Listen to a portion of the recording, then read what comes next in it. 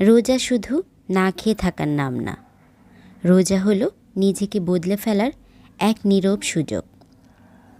রোজা আমাদেরকে ক্ষুধার মাধ্যমে ধৈর্য ধরতে শেখায় আর তৃষ্ণার মাধ্যমে কৃতজ্ঞতা শেখায়। আর এই রমজানের জন্য অপেক্ষা করার প্রত্যেকটা মুহূর্ত এত বেশি সুন্দর তা বলে বোঝানো যাবে না। আসসালামু আলাইকুম এভরিওয়ান, রূপালীর দিনরাত্রির পক্ষ থেকে আমি রূপা আপনাদের সবাইকে আবারও স্বাগতম জানাচ্ছি আমার নতুন আরেকটি ডেইলি লাইফ ব্লগ দেখার জন্য। আজকে হচ্ছে রমজানের প্রস্তুতির শেষ ভিডিও আমি শেয়ার করছি। রোজার জন্য তো আমরা অনেক প্রিপারেশনে নিচ্ছি কম বেশি সবাই। তো আমার কাছে মনে হয় এইসবের চাইতেও সবচেয়ে বেশি প্রিপারেশন হচ্ছে নিজেকে প্রস্তুত করা, যে রমজান মাসে আপনি নিজে কতটুকু নিজেকে বদলাতে পারবেন সেই প্রস্তুতি নেয়া। রোজার আগে সংসার গুছানোর পাশাপাশি আমরা কিন্তু ছোট্ট একটা রুটিন সেট করতে পারি যে এই রমজান মাসে আমরা কোন দিন কি ধরনের আমল করব আর কি ধরনের ইবাদত করব। আচ্ছা, আমি এখানে সকালে নাস্তাটা শেয়ার করছি। তো এটা কিন্তু কয়েকদিন আগের একটা ভিডিও। তো চিন্তা করলাম এটাই হয়তো বা সকালের নাস্তার ফুটেজ রোজার আগে, আর হয়তো বা শেয়ার করা হবে না। ইনশাআল্লাহ আল্লাহ যদি বাঁচিয়ে রাখে তখন হয়তো বা আবার আমরা সকালের নাস্তার ভিডিও আপনাদের সাথে শেয়ার করতে পারবো। তো এখানে আমি এগ স্যান্ডউইচ বানাবো। আপনারা কিন্তু চাইলে এবারের ইফতারিতেও এরকম ধরনের স্যান্ডউইচ রাখতে পারেন, কারণ এটা কিন্তু খুবই হেলদি একটা খাবার, একদমই কোনো তেলের ব্যবহার হয় না। তো যদিও আমি এখানে মেয়োনেজ ব্যবহার করছি, আপনারা চাইলে কিন্তু মেয়োনেজের পরিবর্তে এখানে দইও ব্যবহার করতে পারেন, তাহলেও কিন্তু টেস্ট অনেক ভালো আসে। তা আমি এখানে শসা, গাজর, পেঁয়াজ, কাঁচামরিচ নিয়েছি, আর নিয়েছি 2টো ডিম সিদ্ধ, আর ফ্রিজে 2-3টা চিকেন বল ছিল, সেটাও দিয়ে দিয়েছি। এটা সম্পূর্ণ অপশনাল, আমার কাছে ছিল তাই আমি দিয়েছি। তারপরে মেয়োনেজ দিয়ে এখন সব কিছু সুন্দরভাবে মিক্স করে নিব। আমি এখানে টমেটো সস অল্প পরিমাণে অ্যাড করেছিলাম, খুব একটা বেশি দেইনি। আপনারা আপনাদের টেস্ট অনুযায়ী যে কোনো সস এখানে অ্যাড করতে পারেন। আমি এখানে একটু ব্ল্যাক পেপারও ইউজ করেছি। তারপরে হচ্ছে আমি এই যে ব্রেডের উপরে এই পুরটা দিয়ে দিচ্ছি। রমজান মাসে কিন্তু আমরা যারা গৃহিণী আছি আমরা কিন্তু চাইলেই সংসারের কাজের পাশাপাশি একটা ছোট্ট রুটিন সেট করে ফেলতে পারি, যে কখন আমরা কোন ধরনের ইবাদত বন্দিগি করব, কখন সংসারের কাজ করব। কারণ আমরা গৃহিণীরা কিন্তু যতই রমজান মাসে কাজ আগে গুছিয়ে রাখি না কেন, কাজ কিন্তু তারপরও থেকেই যায়, করতেই হয়। সংসারের কাজকর্ম থেকে কিন্তু কোনো বিশ্রাম নেই, সব কাজ কিন্তু আগের মতোই চলতে থাকে। আমার কাছে তো মনে হয় রমজান মাসে কাজের পরিমাণ কিন্তু আরও বেড়ে যায়, কিন্তু তারপরেও পাশাপাশি কিভাবে আমরা একটু ইবাদত বন্দিগি করব তার একটা রুটিন করতে পারি। যেমন আপনি কিন্তু সেহরি থেকেই শুরু করতে পারেন। সেহরি করাও কিন্তু একটা ইবাদতের অংশ। সেহরি করার পরে তারপরে কিন্তু হাতে কিছুটা সময় থাকে, সেই সময়টা আমরা কিছু দোয়া দুরুদ পড়তে পারি, 100 বার ইস্তেগফার পড়তে পারি। তারপরে ফজরের পরে ফজরের নামাজ শেষ করে আমরা 15-20 মিনিটের জন্য কোরআন তেলাওয়াত করতে পারি। তারপরে বিভিন্ন রকমের দোয়া, জিকির এগুলোও কিন্তু করতে পারি, কারণ সকালের সময়টা কিন্তু একটু বেশি পাওয়া যায়। ওই সময়টা যদি কাজে লাগানো যায় তখন কিন্তু অনেক কিছুই করা যায়। আর দুপুরটা যেহেতু আমরা গৃহিণীরা একটু বেশিই ব্যস্ত থাকি, তখন কিন্তু কাজের ফাঁকে ফাঁকেই আমরা কিছু জিকির করতে পারি। যেমন হচ্ছে সুবহানাল্লাহ 33 বার, আলহামদুলিল্লাহ 33 বার, আল্লাহু আকবার 34 বার, বা যে কোনো নামাজের সাথে 2 বা 4 রাকাত নফল নামাজ পড়তে পারি। আর আসর থেকে ইফতার পর্যন্ত কিন্তু দোয়া কবুলের সময়, এই সময়টাকে আমরা বেশি কাজে লাগাতে পারি। কিন্তু যদিও আমরা এই সময়টাতে গৃহিণীরা একটু বেশি ব্যস্ত থাকি, কিন্তু এই কাজের ফাঁকে ফাঁকেই কিন্তু আমরা বিভিন্ন রকমের আমল করতে পারি। যেমন ইফতার প্রস্তুতি করাও কিন্তু আপনার ইবাদতের একটা অংশ। আর ইফতারটা একটু যদি আগে করে নেওয়া যায়, 10-15 মিনিট আগে টেবিলে বসে ইফতার টেবিলে আপনারা কিন্তু বিভিন্ন রকমের দোয়া দুরুদ পড়তে পারেন। এটাও কিন্তু ইবাদতের বড় একটা অংশ। এরপরে আসি রাতের ইবাদতের কথা। এশার নামাজ তো পড়বই, সাথে তারাবির নামাজ যে যতটুকু পারি ততটুকুই পড়ার চেষ্টা করব। আর এই রমজান মাসটা কিন্তু অন্যান্য মাসের চাইতে অনেক বেশি বরকতময় একটা মাস। এই মাসে ছোট ছোট ইবাদতও কিন্তু অনেক বেশি সওয়াবের কারণ হয়। তো আমরা চেষ্টা করব সবাই মিলে একটু একটু করে আমরা সব রকমের আমলগুলো যাতে করতে পারি। আর সবচেয়ে বড় কথা, এই রমজানের উসিলায় যাতে আমরা নিজেকে একজন ভালো মানুষ হিসেবে গড়ে তুলতে পারি, আল্লাহ যাতে আমাদেরকে সেই তৌফিক দেয়। তো এখন হচ্ছে সংসারের কাজে ফিরে আসি। তো রোজার আগে এখন হচ্ছে বাসাটাকে একদম ডিপ ক্লিন করে নিচ্ছি। আসলে এই কাজগুলো তো সবসময়ই করি। তো রমজান মাসের আগে করে রাখলে কি হয়, রমজানের সময় এই কাজগুলো করতে গেলে একটু কষ্ট তো হয়েই যায়, তারপরেও টুকটাক তো করাই হয়। তারপর যেই কাজগুলো একটু বেশি পরিশ্রমের কাজ, আমরা কিন্তু চেষ্টা করছি একটু আগে থেকেই সেই কাজগুলো করে রাখার জন্য, কারণ রোজা রেখে এই কাজগুলো করা কিন্তু একটু কষ্ট হয়ে যায়। আর রোজা রেখে দেখা যায় আমরা গৃহিণীরা অত একটা সময় কিন্তু পাই না, কারণ যাদের বাসায় ছোট বাচ্চা আছে সকালটা কিন্তু আমাদের সেম রুটিনেই শুরু হয়। হয়তো বা নিজেরা খাওয়া দাওয়া করি না, কিন্তু বাচ্চাদের রুটিনটা কিন্তু আর চেঞ্জ হয় না। যাদের স্কুলের যাওয়ার মতো বাচ্চা আছে তারা স্কুলে যায়, কলেজে যায়, তাদেরকে সকালে নাস্তা রেডি করে দিতে হয়। ছোট বাচ্চা থাকলে তো তাদের টেক কেয়ার তো আছেই। তো পাশাপাশি সংসারের কাজগুলোও কিন্তু থেমে থাকে না, সব কিছুই কিন্তু সময় মতন করে নিতে হয়। তো আজকে হচ্ছে আমি আমার পুরো বাসাটাকে ঝেড়ে মুছে নিচ্ছি। তো জানালাগুলো প্রথমে ঝেড়ে দিয়েছি, তারপরে পর্দাগুলোও ঝেড়ে দিয়েছি। ইচ্ছা ছিল পর্দাগুলোও সব চেঞ্জ করব, কিন্তু সেই সুযোগটা আর হয়নি। তো দেখা যাক, একটা রুমের পর্দা চেঞ্জ করতে হবে, সেই রুমের পর্দাগুলি বেশি ময়লা হয়ে গিয়েছে। তো পরবর্তীতে হয়তো বা করবো, আজকে আর করব না, কারণ আজকে অনেক কাজ করেছি একসাথে। না বেশি কাজ করতে গেলে দেখা যায় অনেক বেশি প্রেশার পড়ে যায়, তখন আমি আর অন্যান্য কাজগুলো করতে পারি না। এই ডাস্ট ক্লিনারটা দিয়ে না ফার্নিচার খুব সুন্দরভাবে মোছা যায়। আমার কাছে তো খুবই ভালো লেগেছে এটা দিয়ে কাজ করে। আর সবচেয়ে বড় কথা হলো, কোনো কাপড় দিয়ে মুছতে গেলে কিন্তু দেখবেন আপনার হাতেও অনেকটা ধুলা ময়লা লেগে যায়, কিন্তু এটা দিয়ে ক্লিন করার ফলে হাতে কিন্তু খুব একটা ধুলা ময়লা লাগছে না। এর জন্য আমার কাছে বেশি ভালো লেগেছে। আর এটা দিয়ে দেখা যায় একদম মানে অনেক সময় দেখা যায় কিছু কিছু জায়গায় না হাত পৌঁছায় না, কিন্তু এটা দিয়ে খুব সুন্দরভাবেই ক্লিন করা যাচ্ছে সব কিছু। রোজার আগে যে ধরনের প্রস্তুতিমূলক ভিডিওগুলি শেয়ার করেছি আপনারা সবাই অনেক পছন্দ করেছেন, এর জন্য আপনাদেরকে অনেক অনেক ধন্যবাদ জানাচ্ছি।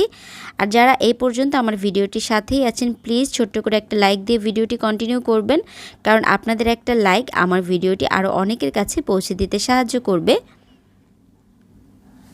তো আমি যে ইফতার প্রিপারেশন ভিডিওটা শেয়ার করেছি, যেখানে আমি ইফতারের কিছু আইটেম ফ্রোজেন করে রেখেছি, সেখানে অনেকেই বলেছেন যে ফ্রোজেন করা খাবারের চাইতে টাটকা খাবারটাই বেশি ভালো লাগে। আসলে এটা আমিও জানি যে টাটকা খাবারের সাথে কোনো খাবারেরই তুলনা হয় না, কিন্তু এখন আমাদের হাতে সময় কিন্তু খুবই কম পাই আমরা, কারণ আমরা এতটাই ব্যস্ত থাকি। আর যাদের ছোট বাচ্চা আছে তাদের তো কোনো কথাই নেই, তাদের সময় কখন কোন দিক দিয়ে চলে যায় তা আসলে বলা মুশকিল। তো এর জন্য কিন্তু আমরা খাবারগুলো ফ্রোজেন করে রাখি। খাবারগুলো ফ্রোজেন করে রাখলে দেখা যায় নিজের উপরে প্রেশারটা অনেকটা কম পড়ে, আর ইফতারিতেও অনেকটা সময় পাওয়া যায় অন্যান্য কাজ করে নেওয়ার জন্য। এর জন্যই কিন্তু আমরা খাবার ফ্রোজেন করে রাখি। আর শুধু আমি না, অনেকেই কিন্তু খাবার এভাবে ফ্রোজেন করে রাখে। টেস্ট কিন্তু যে একদম কমে যায় তেমনও না, খুব একটা কিন্তু কমে না। কিন্তু হ্যাঁ, টাটকা খাবার হেলথের জন্য ভালো, এটা আমরা সবাই জানি। তো টাটকা খেতে পারলে তো ভালো, কিন্তু আমার মতন যারা আছেন তারা চাইলে কিন্তু এভাবে ফ্রোজেন করে রাখতে পারেন। আচ্ছা, এই যে ইভা আপু ওই দিন বলেছিল যে আমার এই টেবিলটা যদি খালি রাখি তাহলে দেখতে বেশি ভালো লাগবে। তো এই জন্য আপুর কথা মতো আমি যে ম্যাটটা দিয়েছিলাম সেই ম্যাটটা সরিয়ে নিলাম, আর এখানে একদম খালিই রেখে দিলাম। কথা বলতে বলতে কিন্তু একটু একটু করে অনেক কাজ করে নিচ্ছি। আসলে কাজের যে শেষ নেই তা আমরা গৃহিণীরাই বুঝি। প্রত্যেক দিনই মনে হয় আজকে এই কাজটা করব, কালকে ওই কাজটা করব, কিন্তু কখনো মানে কাজ শেষ হয় না। প্রত্যেক দিন একটা না একটা কাজ কিন্তু বের হয়েই যায়। আর ডাস্টে না আমার এত বেশি অ্যালার্জি, এই ডাস্ট নাকে মুখে গেলেই আমার হাঁচি শুরু হয়ে যায়।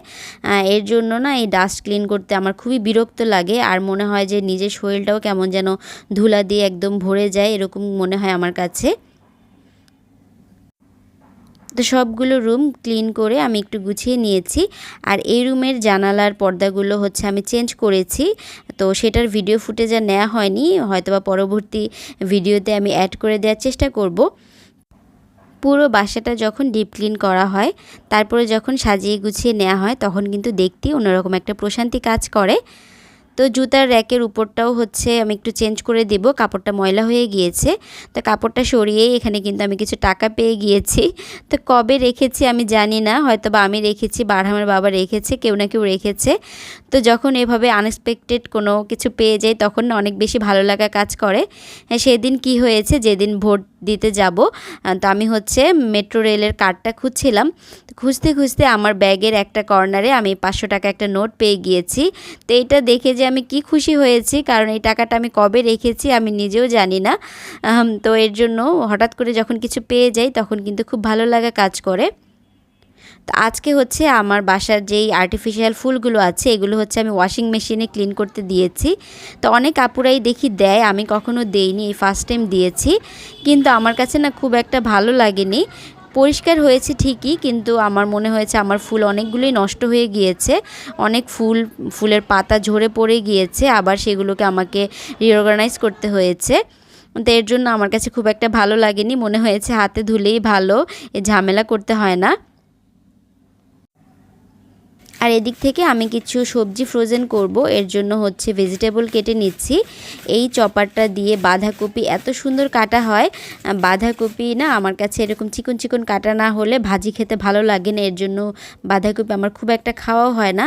কিন্তু এটা দিয়ে বাঁধাকপি কুচি করে আমার যে কি একটা আনন্দ লাগছিল বলে বোঝাতে পারবো না। তো পরবর্তীতে সবজি যখন কাটলাম তখন মনে হলো যে একটু ভেজিটেবল রোল করি, যেহেতু এবার ভেজিটেবল রোল আমি বানাইনি। তো এই যে দেখুন সবজিগুলো কি সুন্দর করে কুচি হয়ে গিয়েছে। আর এটা দেখুন পেঁয়াজকলিটাও একদম চিকন চিকন করে কাটা গিয়েছে। এটা কিন্তু ফ্রাইড রাইস, নুডলস বা হচ্ছে ভেজিটেবল রোল বানালে দেখতেও খুব সুন্দর লাগবে। আমি হচ্ছে পেঁয়াজকলিটা একদম মুঠ করে ধরে তারপরে চপ করে নিয়েছি। তো এই যে দেখুন দুই জায়গায় নিয়ে নিয়েছি। কিছুটা হচ্ছে আমি ভেজিটেবল রোল বানাবো আর কিছুটা আমি ফ্রোজেন করে রেখে দিব। আপনারা এইভাবে ফ্রোজেন করে রাখলে যে কোনো জিপলক ব্যাগ বা বক্সে ভরে রেখে দিতে পারেন। তো এই ভেজিটেবলগুলো দিয়ে আপনি ফ্রাইড রাইস, নুডলস বা যে কোনো আইটেমই করতে পারবেন, যখন তখনই কিন্তু এটা বের করে নেওয়া যায়। তো একটা আপু আমার ভিডিওতে জানতে চেয়েছিলেন আমার এই জারগুলোতে মানে কত ml। তা আমি না সঠিক জানি না এইটা কত ml। পরবর্তীতে যখন আমি চেক করলাম দেখলাম যে 1500 ml লেখা আছে। তা আমি আপুকে হয়তো বা রিপ্লাই করেছিলাম 1000 ml। তো আপু আমি ভুল বলেছি, এটা হচ্ছে 1500 ml। আর এখানে আমার প্রায় 1 কেজি পরিমাণ জিনিস জায়গা হয়। ভেজিটেবল রোল বানানোর জন্য আমি একটু চিকেনও নিয়েছি। চিকেনটাকে কিমা করে আমি আদা, রসুন, লবণ দিয়ে হালকা করে ভেজে নিয়েছি। আজকে কোনো মানে মশলা দিব না, কোনো কালার যাতে না হয়, ভেজিটেবলের কালারটাই যাতে থাকে সেরকমভাবেই আমি হচ্ছে সবজির রোলটা করব, মানে সবজির পুরটা করব। তো এখানে হচ্ছে আমি সবজিগুলো দেওয়ার পরে হালকা করে একটু লাইট সয়া সস দিয়েছি। আর নুডলসের মশলা ছিল, সেই নুডলসের মশলা থেকে 2 প্যাকেট মশলা দিয়েছি, ব্যাস আর কিছুই দিব না। এভাবেই হালকা হালকা যখন সিদ্ধ হয়ে যাবে, মানে ভেজিটেবলের ক্রাঞ্চিনেসটা যাতে থাকে সেরকম অবস্থাতেই কিন্তু আমি সবজিটাকে নামিয়ে নিয়েছি। তারপরে হচ্ছে সকালবেলা আমি রোলগুলো বানাচ্ছি। আমি কিন্তু ডিটেলসে আর রেসিপি শেয়ার করছি না, কারণ আমি জানি অনেকেই এই রোলটা বানাতে পারে। তা আমি হচ্ছে পাতলা একটা ব্যাটার করে নিয়েছি, সেটা দিয়ে রুটির মতন বানিয়ে তারপরে হচ্ছে রোলটাকে বানিয়ে নিব। তো আপনি যদি এই রোলটা গরম গরম বানান তাহলে না কোনো আটা বা কোনো কিছু দিয়েই এটাকে সিল করার প্রয়োজন পড়ে না। গরম গরম বানালে তখন না এমনিতেই এই মানে রোলটা সিল হয়ে যায়, কোনো কিছুই আর দেয়া লাগে না। এই যে দেখুন আমি বানিয়ে নিচ্ছি, কোনো আটা, পানি কোনো কিছুই দেয়া লাগবে না। আর রুটি দিয়ে বানানোর চাইতে না এটা বানাতে আমার কাছে বেশি ইজি মনে হয়, আর খেতেও মনে হয় এটা বেশি ভালো লাগে। এই যে দেখুন খুব সুন্দরভাবে রোলগুলো কিন্তু তৈরি হয়ে গিয়েছে। পরবর্তীতে আপনারা ডিম বা হচ্ছে আটা, কর্নফ্লাওয়ারের ব্যাটারে ডুবিয়ে একটু ব্রেড ক্রাম্ব লাগিয়ে নিলেই কিন্তু রোলগুলি তৈরি হয়ে যাবে। তা আমি কিন্তু একদিক থেকে একটা একটা রুটি বানাচ্ছি আর একদিক থেকে রোলগুলো বানিয়ে নিচ্ছি। তার আমি 2 কালার ব্রেড ক্রাম্ব অ্যাড করেছি একটু দেখার সৌন্দর্যের জন্য। তা আজকের মতো এখান থেকেই বিদায় নিচ্ছি। সবাই ভালো থাকবেন, সুস্থ থাকবেন এই কামনায়। আল্লাহ হাফেজ, আসসালামু আলাইকুম।